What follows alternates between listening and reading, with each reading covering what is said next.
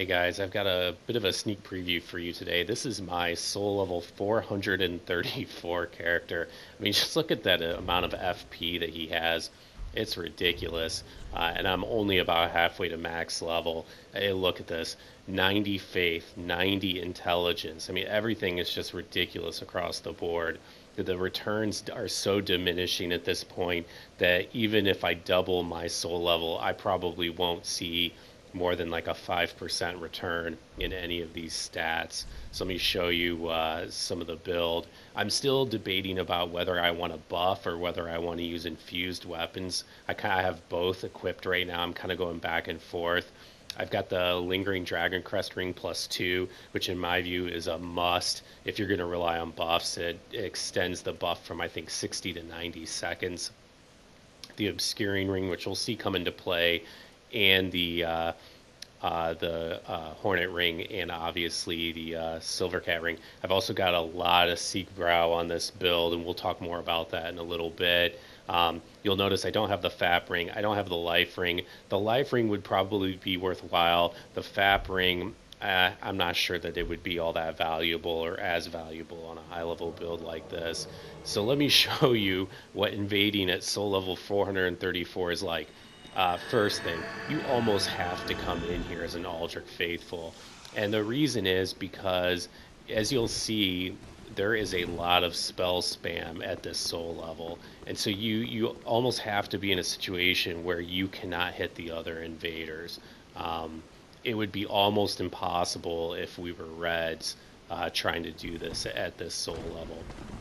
And what's interesting is there's a whole crew of guys that kind of hang out at this soul level, both on the ganker side and on the invader side. And my good friend Hamad, who's one of the invaders, and I'll actually leave a link to his channel in the description. He spent a good couple of hours helping me out the other day, dropping me enough soul packets to enable me to get to soul level 434, dropping me all the Seek Brows that I'm going to need, and giving me some pointers. He warned me about the amount of spell spam, and just gave me some other sorts of general tips. I'm still trying to feel my way around this. I'm still not sure how I want to approach this build. There's a lot of unanswered questions for me at this point. You'll notice, though, even though I've got Tears of Denial, and of course everybody has Tears of Denial at this level, I'm using the grass because I don't want to give my position away via the telltale glowing light, because I don't want to be a target for arrows or for spell spam.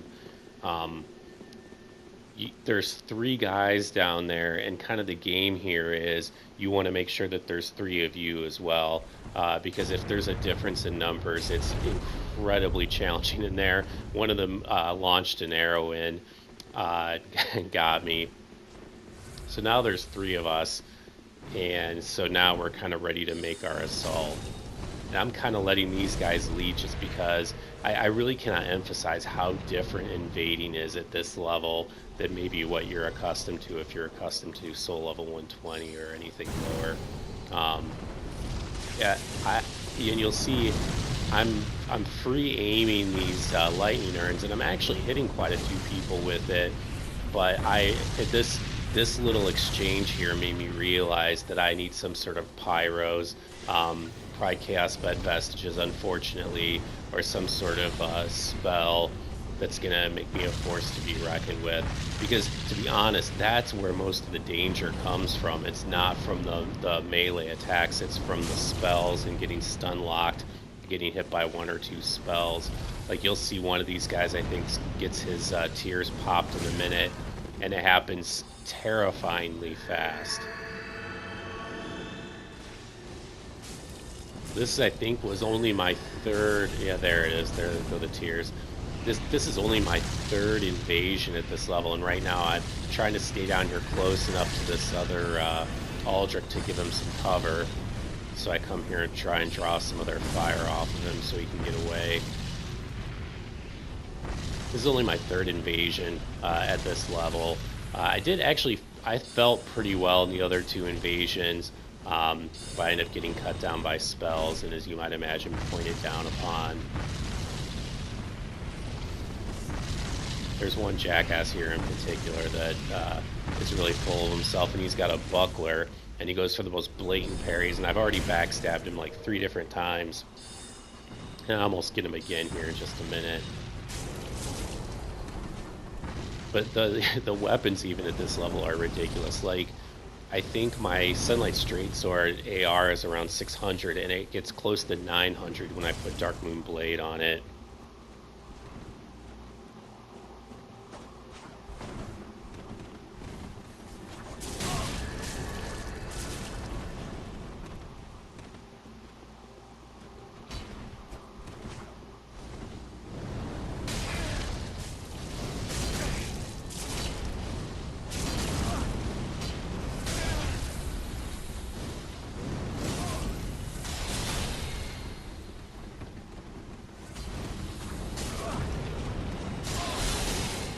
One interesting thing at this soul level, and I started thinking about, the typical disadvantage that invaders have is less Estus, less health. They can hit each other, etc. But I would say this is a pretty even matchup right here. Um, the gankers have a very slight advantage in that the host has a lot more Estus, and here I thought this was a pretty ingenious way of trying to escape and avoiding the spell spam. And I'm just relying on the sound, so when I hear the sound of the castings going off, I know when to roll depending on what type of spell it is. But using Quick Step on his dagger I thought was an ingenious way to escape. And one of the other Aldrich Faithful must have gotten killed, and I didn't see it. But when the advantage turns like that, when it goes from a 3-on-3 to a 3-on-2, with the amount of spell casting that's going on, it's just completely untenable at that point. You cannot fight these guys. You will just immediately be cut down. So I'm trying to decide like how much I enjoy this because it's so different than what I'm used to. It's an interesting challenge, and I'll be curious to see in the coming days as I do a bit more of these how things go.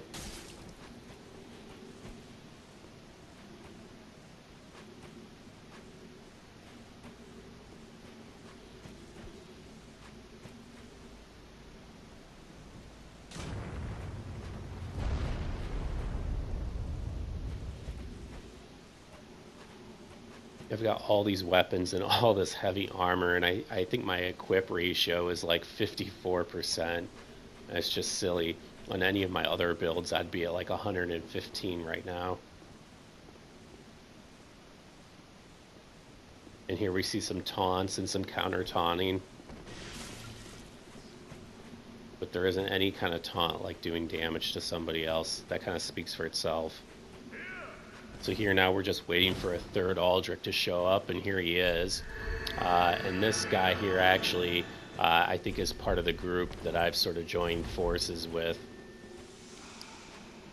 So but all these guys know each other on both sides. They know all the gankers. They know their habits. They know which ones are rude and which ones aren't. They know which ones disconnect and which ones don't. As you might imagine, it's a pretty insular community in the sense that there aren't a whole lot of people playing it's a soul level greater than 351. For those who don't know, the most recent patch kind of grouped everybody that's above soul level 351. And here I decide that I'm going to do some strategizing. I've got the Obscuring Ring on. I think I'm going to try and come up behind these guys and see if I can create some chaos. And then hopefully have my teammates come in from the front.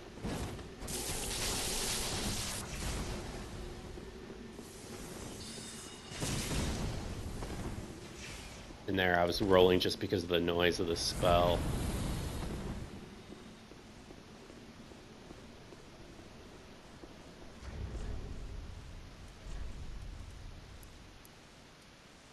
But it's ironic because normally gankers have a pretty big advantage over the invaders.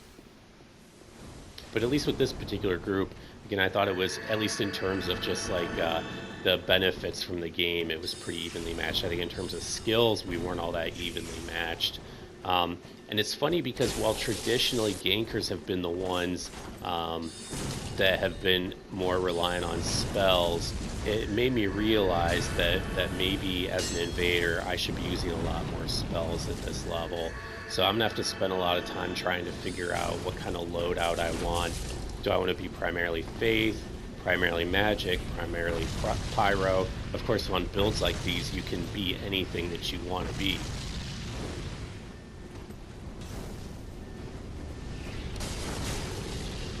Narrowly missed the backstab on him again.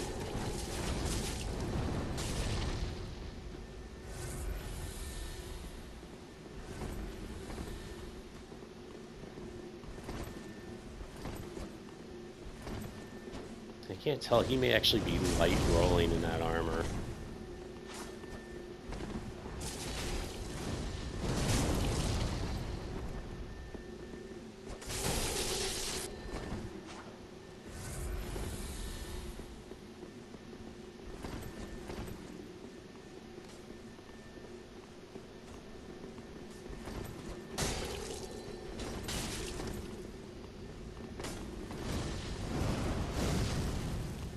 That's a lot of pressure, man. When you got somebody chasing you with a melee weapon and somebody else casting some sort of magic at you. So now it went from 3-on-3 to 3-on-2, and the tenor of the fight changes almost instantly. So that means one of these phantoms is going to have two people on top of him, and that is just a lot of pressure to try to deal with. It's interesting to be on the other side of that.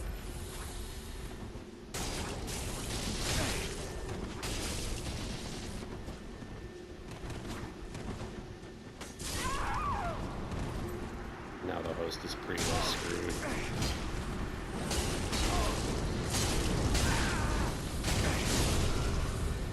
And that's all she wrote. So guys, tell me what you think. You interested in seeing more of this soul level 434 action and above? Let me know in the comments.